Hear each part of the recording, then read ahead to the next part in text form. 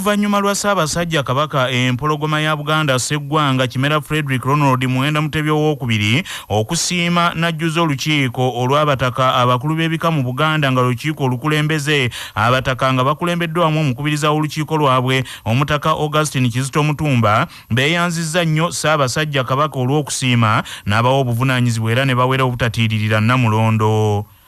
Saabataka yasiimye n'ajjuza olukiiko olukulembeze olw'abataka abakulu b'obusolya mu Buganda era nga olukiiko luno lukulemberwa omutaka Augustine Kizito Mutumba ng'omukubiriza lutuulako omutaka Lubega Nsamba Lukonge omukulu w'ekika ky'Engabi nga ye omutaka Logius Magandaazi, omutaka Kidimbo Grace Kizito Bakyayita nga ye mukulu w'ekika ky'Enkerebwe, Ssaababiito w'ekibulala omulangira Samwiri Walugembe Kateregga, omutaka Nakigoye Samusoni Nabbimba Lukabya omukulu w'ekika ky'Ekinyomo, omutaka Keeya Muleme Muteesaasira Ttendo Namuyimba omukulu w'ekika ky'Engo, omutaka Luwomwa Daniel Bosa omukulu w'ekika ky'Endiga nga beene yasiimye batuule ku lukiiko olukulembeze olw'abataka mu Buganda. Bajjajjaffe abataka ab'obusolya aboogeddeko ne laadiyo kya Basa FM enkya ya leero bategeezezza nti bagenda kulaba nga batumbula ebyobuwangwa n'ennono mu bika baakukola ku kusoomozebwa bazzukulu baabwe kwe basanga omuli n'okw'ebyenkulaakulana nga babayigiriza n'okukozesa ebyobuwangwa byabwe okufuna ensimbi wamu n'ebirala bingi. Nze omutaka Namwama omukubiriza w'olukiiko lw'abataka tuli mu ssanyu olwa Ssaabasajja Kabaka okusiima okujjuza olukiiko olukulembeze era omulimu kati ogubadde guyuuga nga tegulina lukiiko lujjudde Ssaabasajja Kabaka bwagussaamu abantu abo bonna kiba kituyamba. Tuluubirira okulinnyisa olw'okukuuma ekitiibwa kya Buganda. Omutaka Nakigoye Nabbimba Lukabya Samusoni omukulu w'ekika ky'Ekinyomo okunyigiriza Buganda okuzze kulabika nga kubeerawo naddala mu nsonga ezikwata ku ttaka n'ebyettaka nga biva mu central government okulaba nga ebintu ebyo biggwawo. Omutaka Muteesaasira akulembera abazirango nze ow'enkulaakulana olukiiko lw'abataka nja kufuba nnyo okulaba nti enkulaakulana tekoma mu mayumba g'abantu wabula ne mu bika byaffe ebeere nga yeeyoleka kubanga ebika bingi tebiina butaka. Erinnya Walugembe Sam Kateregga ze Ssaababiito era Ssaabasajja nange neeyama nti nja kukola byonna ekisoboka okulaba nga nsusa obuvunaanyizibwa bwo busobo Ssaabasajja bwonkwasizza. Kaakano olukiiko olukulembeze olw'abataka mu Bwakabaka bwa Buganda nga bwe luyimiridde omutaka Namwama Augustine Kizito Mutumba ye mukubiriza, omutaka Nsamba Logius Lubega Magandaazi ye muwandiisi era omukuŋŋaanya w'ebiwandiiko eby'enkizo, so nga omutaka Kidimbo Grace Kizito Bakyayita ye w'embeera z'abataka protocol wamu n'ebyenjigiriza. Ssaababiito w'ekibulala omulangira Samwiri Walugembe ye w'ebyobuwangwa n'ennono, omutaka Nakigoye Samusoni Nabbimba ye w'ebyemizannyo n'abavubuka, omutaka Muteesaasira Keeya Ttendo Namuyimba ye w'ebyenkulaakulana nga n'omutaka Luwomwa Daniel Bosa ye muwanika. Olukiiko lw'abaminisita kabineeti lukyalemereddwa okukkiriziganya ku ky'okukyusa etteeka erigenda okuggyawo okuteebwa kw'abantu abalina emisango egy'amaanyi ku kakalu aka kkooti nga Pulezidenti Yoweri Kaguta Museveni Tibuhaburwa bw'ayagala anti bulijjo ebibuuka tebiraganye bikubagana empawa. Ensonda zitegeezezza nti olukiiko lwa kabineeti luddamu okutuula ku Lwokutaano lwa Ssabbiiti eno ku nsonga eno oluvannyuma lw'okulemererwa okukkiriziganya olunaku lw'eggulo ku ngeri enkyukakyuka ezikwata ku kuggyawo akakalu ka kkooti gye zinaakwatibwamu naddala mu kiseera kino ng'abantu ab'enjawulo omuli ne bannamateeka nga bawakanya enteekateeka eno. Pulezidenti Yoweri Kaguta Museveni Tibuhaburwa gye buvuddeko yategeezezza nti ayagala akakalu ka kkooti kaggyibwewo ku bantu abavunaanibwa emisango egyekuusa ku butujju, obutemu, obuli bw'enguzi n'emirala eminene, ng'agamba nti kino kye kiviiriddeko emisango nga gino okweyongera mu Uganda. Wabula kino kiwakanyizibwa ab'essiga eddamuzi wamu n'abalwanirizi b'eddembe ly'obuntu nga bagamba nti kigenda kwongera amaanyi ebitongole bya gavumenti okutyoboola eddembe ly'obuntu naddala ku bantu abali ku ludda oluvuganya gavumenti nga bamu bayinza n'okuteekebwako emisango gye batazizza. Bino we bijjidde ng'amawulire galaze nti Ssaabawolereza wa gavumenti amaze okubaga ekiwandiiko nga kirimu ebintu 17 gavumenti ya kuno byeyagala bikyusibwe mu kuggyawo akakalu ka kkooti nga muno mulimu n'okukyusa mu ssemateeka wamu n'etteeka erifuga poliisi. Minisita avunaanyizibwa ku by'amawulire Dr. Chris Balyomunsi agaanye okubaako ky'ayogera ku nsonga eno. Akasatiro keeyongedde mu bakulira ebyobulamu mu disitulikiti eziri mu bitundu ebya West Nile ne Teso oluvannyuma lw'eddagala erigema ekirwadde lumiimamawuggwe eryasooka okuweerezebwayo okuggwaawo nga kaakano baliwenjeza mu kiwato nga mazina. Ebitundu bya Uganda ebyenjawulo byaweebwa eddagala ekika kya Modern okugema lumiimamawuggwe kyokka ensonda zitegeezezza Kyabassa nti disitulikiti nnyingi okuli Otuke, Arua, Serere wamu n'endala eddagala ekika kino lyaweddewo. Uganda yafuna obuyambi bwa dozi za Modern emitwalo 678 okuva mu nsi ya Amerika omwezi ogwayita era minisitule y'ebyobulamu n'esalawo nti eddagala lino lisindikibwe mu bitundu bya Uganda ebyesudde ekibuga Kampala. Ensonda zitegeezezza laadiyo Kyabassa nti abakulira ebyobulamu basattira nti abantu abamaze okufuna doozi esooka bandirwawo okuddamu okufuna doozi ey'okubiri olw'ebbula ly'eddagala lino. Laadiyo Kyabassa bwetuukiridde Dr. Duriwale Alfred akulira ekitongole ekikulembeddemu enteekateeka ey'okugema mu minisitule y'ebyobulamu agambye nti baafunye okwemulugunya kuno wabula nti ensonga eno minisitule egikolako. Up country, some districts have already reported stock out and then we're waiting to refill them. These ones are to boost the ongoing vaccination activities because there are people who are busy downtown. Some of the upstream people have already vaccinated themselves. So we are now moving to people who are in the business area who may not have the time to move far. The up-country stations, we are going to restock them. Ebyo nga bikyali awo poliisi ennankoma mu disitulikiti ey'Ebugiri ekutte omusajja abadde akukusa eddagala lya gavumenti nga litwala mu disitulikiti y'Emayuge ku pikipiki anti bulijjo gwe bakwatira mu kituli yaaba omubbi. Omubaka wa gavumenti y'Ebugiri Walugembe Alamanzaani akakasizza okukwatibwa kw'omusajja ono nti era kati akuumirwa ku poliisi ey'ennankoma n'agamba nti batandise okumukunya bitebye. Waliwo omu ku bantu ku poliisi ya Nankoma poliisi bwemaze okuvoonya nga kiteeberezebwa nti abaire ali kutambuza obumu ku bulezi obwo ng'ali kubuyingiza mu disitulikiti ey'Emayuge. Manya obuvuna obuddo obw'eddembe lyo tonyigirizibwa. Ddembe lyo ery'obwebange. Ddembe lyo akutuusibwako langi ya Global Paints, langi esinga okunyiriza ate nga tekaddiwa erimbiko eby'enjawulo. Saako Sahara Muchuzi Mix akanzaali akawembaazo obuwoomi obusukkulumu nga balina Sahara tangawizi tea amajaani agawa caayiwo eddekende wamu ne Everready Concentrate Feeds ekirungo ekikuza amangu n'okugejjesa enkoko ez'ennyama n'ez'amagi. Kuba ku ssimu 0759 31 Kimenya mateeka gavumenti okujja omusango ku muntu n'etamubuulira mu butongole nga munnamateeka Sarah Nakasiita bw'annyonnyola. Omuntu yenna alina eddembe okufuna amawulire agaba gamukwatako n'omuwabi wa gavumenti singa aba muggyeko emisango egimuvunaanibwa ateekeddwa okuwandiikira kooti gye bamuvunaanibwamu n'agitegeeza nti nno tebakyalina misango gye bavunaana muntu oyo aba ali mu kooti era kooti nga kigikakatako neneetegeeza omuwawaabirwa nti tokyalina musango gwonna olw'ensonga nti omuwabi wa gavumenti agikuggyeeko. Ekibiina ky'ebyobufuzi ekya National Unity Platform kigaanya okuteekebwa ku nninga okupapa okuyingira ekisinde ky'ebyobufuzi ekijja ekikulemberwa Kano Dr. Warren Kizza Besigye ekifeefe ekya People's Front for Transition nti kubanga nabo balina ekisinde ekyabwe ekya People Power. Kano Dr. Kizza Besigye olunaku lw'eggulo yakukulumidde ekibiina ekya National Unity Platform olw'okulwawo okusalawo ku by'okwegatta ku kisinde ekijja ekigendereddwamu okuteekawo enkyukakyuka mu nsi eno Uganda. Wabula Ssekamwa w'ekibiina ekya National Unity Platform Joel Ssenyonyi agambye nti ekibiina kyabwe tekitandidde yadde n'akatono okuteekebwa ku bunkenke okweyunga ku kisinde ekijja kubanga nakyo kirina ekisinde ekya People Power era emirimu mwe gitambulira. Twawandiikira ebibiina by'obufuzi ebiri mu nkyukakyuka mugendo gw'enkyukakyuka n'abasinga baatuddamu naye Oweekitiibwa Patrick Oboya Muriat President wa FDC teyaddamu baluwa yaffe ne kaakano tagiddangamu. Ekigendererwa twali twagala tulabe enkolagana gye tuyinza okubeera ne bannaffe naye teyagiddamu naye twali tuli awo ne batuyita tujje twegatte ku kisinde ekipya ne tugamba Yes, Minisita wa Uganda Robina Nabbanja Musafiri asekeredde abatandise ekisinde ekikulemberwa Dr. Kizza Besigye n'agamba nti ekisinde kyabwe tekina kye kigenda kukola mu Uganda. Kubanga ayolekedde olusozi lwe bayita Gambalagala, NRM eri very strong.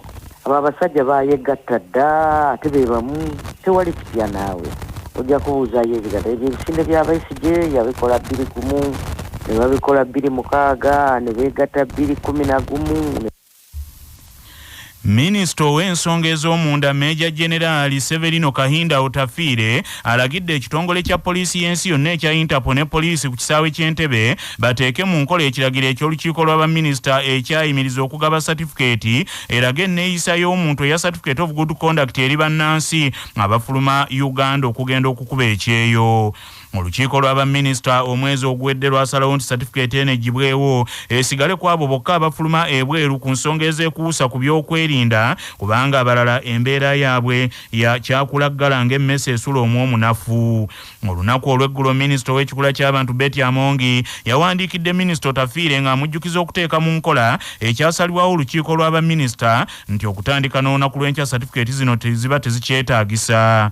Minisita Meja General Severino Kahinda Otafiire mu kwanukula alagidde abapoliisi ya Interpol ti okutandika n'olunaku lw'enkya badibye certificate erekebwe ku abo abakugu olukiiko lw'abaminisita be lwanokolayo nti bankizo okugyawo ebya kiruyi kya muzaana kiggweera ku mmere. Minisita Otafiire ayogedde n'ensonga olukiiko lw'abaminisita ku lwasinziira okugyawo certificate eno n'agamba nti gavumenti yeesanga nga terina busobozi bumala okulondoola buli munnansi agyetaaga.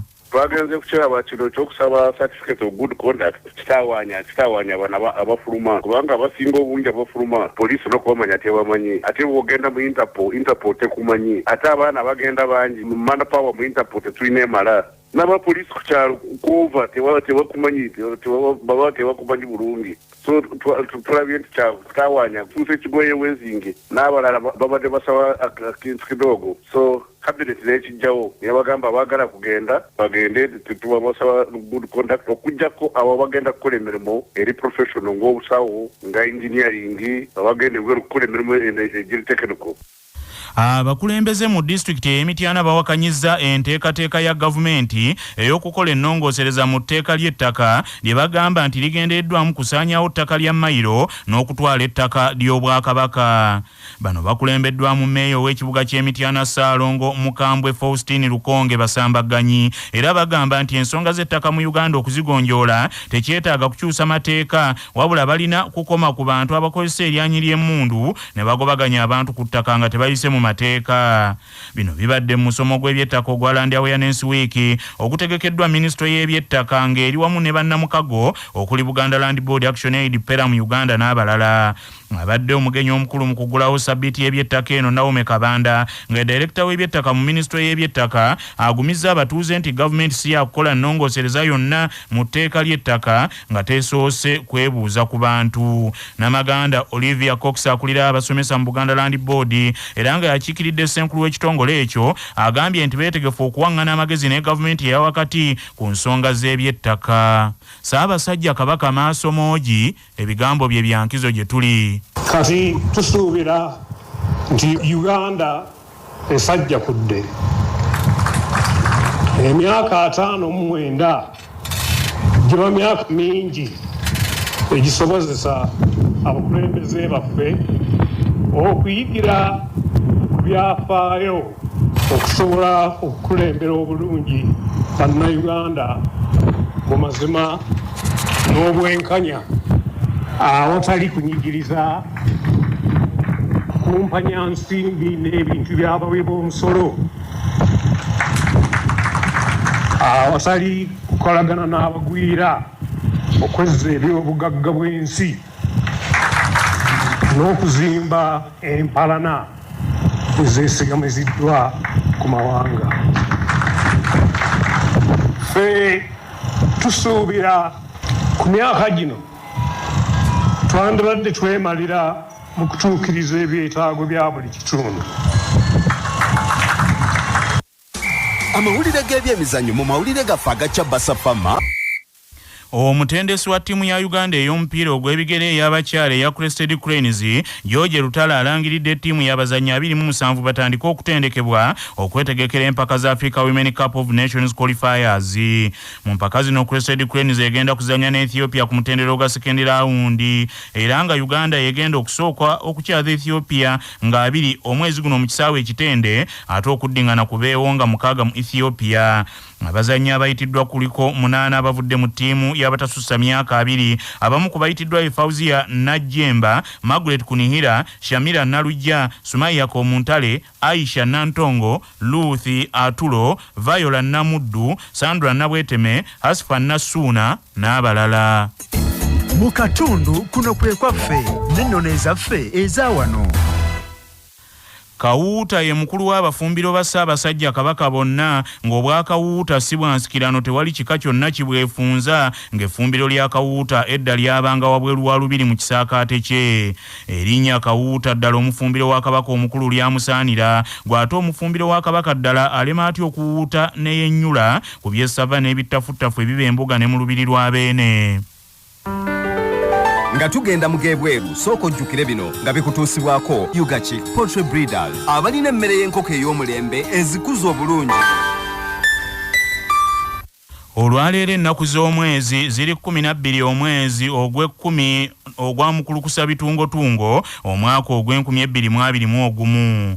Mu lwali bwe luti mu 2010 gy'emyaka 11 egyakayita kooti ya ssemateeka yajja ku munnabyabufuzi Kano Dr. Warren Kizza Besigye ekifeefe emisango gy'okulya mu nsi y'olukwe yali attunse nagyo okumala emyaka 5. Dr. Kizza Besigye emisango gino gyali gyamuggulibwako mu 2005 ne banne abalala 10 nga gavumenti ebalumiriza okuwagira ekibiina ky'abayeekera ekya People's Redemption Army kyokka nga Besigye abakulu baamuggulako n'ogw'obuliisamaanyi kooti gwe yamwejjereza mu 2006 n'ekinoganya nti gyali mifumbirire.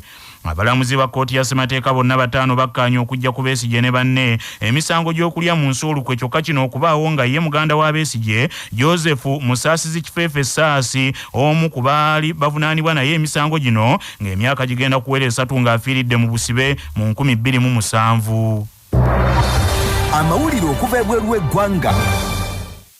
Omufuzi wa North Korea omukambwe Kim Jong-un alayidde nti ensi egyafuga egenda kuzimba ejjezito era ekkambwe eritasobola kwemoolerwako nsi yonna ng'ebyokuliyegezaamu biba bya kunogola nsingo ng'owetulwalamusa ababiri. President Kim Jong-un asinzidde mu mwoleso ogw'ebyokwerinda gwakulembeddemu era n'akinoganya nti ebyokulwanyisa North Korea byekola wamu n'okugezesa ebigendeera mu kwetaasa ng'erumbiddwa so si kuwakula lutalo ku muntu yenna. Bino we bijjidde ng'ennaku zaakayita ntono nga North Korea egezesezza emizinga egigambibwa okukuba ewala Amerika gy'etya nti gyandiba egy'amaanyi ga nuclear North Korea gye yafuna mu ngeri ya kirevu ntende ekyalekerera wante n'ekimera ku wambuzi. Kim Jong-un mu mwoleso mwayogeredde bino abadde yeetooloddwa emizinga sigulabiswa n'ettanka kyokka n'agumya South Korea nti eve mu byaboogezi abagirimbalimba n'okugiyinula ekimanye nti North Korea terina kirowoozo kyonna kyakulwana nayo. Agavudde mu kunoonyereza wano ku Kyabasa gakutuusibwako Ndejje University abasomesa omuyizi n'avuganya bulungi ku katale k'emirimu. Ndejje University, come experience a holistic approach to learning.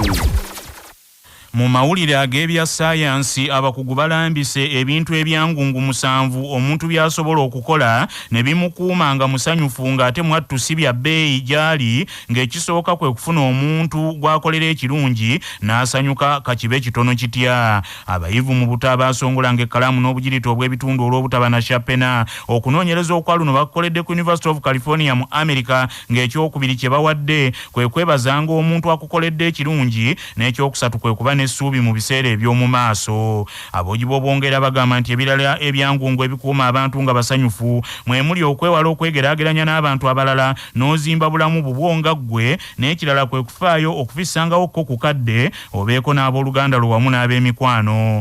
Abadde omusaale mu kunoonyereza kw'omulundi guno Profesa Sonja Lubomiski agambye nti ekirala ekikuuma abantu nga basanyufu kwe kweyagalira mu mirimu gye bakola nga n'ekisembayo kwe kwefaako mu ndabika yaabwe wamu n'ennyambala. Bannaffe amawulire ag'essaawa eno bwe gatyo bwe gagenze tova ku laadiyo ey'obujjajja.